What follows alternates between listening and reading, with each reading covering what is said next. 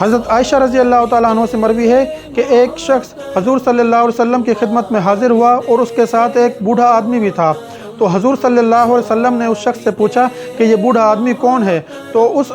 شخص نے کہا کہ یہ میرا باپ ہے۔ تو حضور صلی اللہ علیہ وسلم نے فرمایا کہ ان کے آگے مت چلنا، مجلس میں ان سے پہلے مت بیٹھنا، ان کو نام لے کر نہ پکارنا اور ان کو گالی مت دینا۔ بڑھاپے میں جب والدین کی کوئی بات ناگوار گزرے تو ان سے کیسے گفتگو کی جائے، اس کے بارے میں اللہ تعالیٰ نے فرمایا وَقُلْ لَهُمَا قَوْلًا كَرِيمًا، یعنی ان سے خوب ادب سے بات کرنا، اچھی بات کرنا، لب و لہجہ میں نرمی اور الفاظ میں توقیر و تکریم کا خیال رکھنا ہے۔ قول کریم کے بارے میں حضرت سعید بن مسیب رضی اللہ تعالیٰ عنہ نے فرمایا، جس کا مفہوم ہے کہ اگر ایک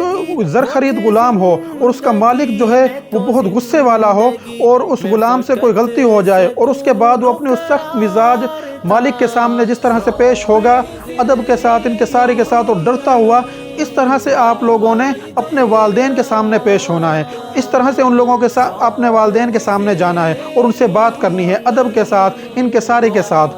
آگے فرمایا وَاخْفِضْ لَهُمَا جَنَاحَ الذُّلِّ مِنَ الرَّحْمَةِ، یعنی ان کے ساتھ شفقت کے ساتھ انکساری سے جھکے رہنا۔ حضرت عروہ رحمۃ اللہ علیہ سے کسی نے پوچھا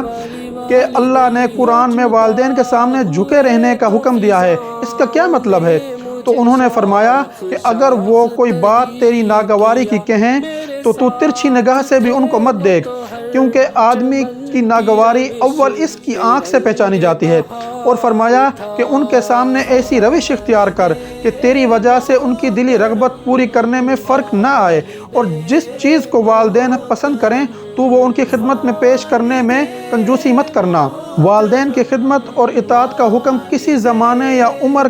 کے ساتھ قید نہیں ہے، بلکہ ہر عمر میں والدین کا ادب اور احترام کرنا ہے، چاہے وہ والدین کی جوانی ہو یا ان کا بڑھاپا ہو، یا آپ لوگوں کا بچپنا ہے، آپ لوگوں کی جوانی ہے یا آپ لوگوں کا بڑھاپا ہے۔ ہر عمر میں آپ لوگوں نے اپنے والدین کا ادب کرنا ہے، احترام کرنا ہے، ان کے ساتھ حسن سلوک کرنا ہے۔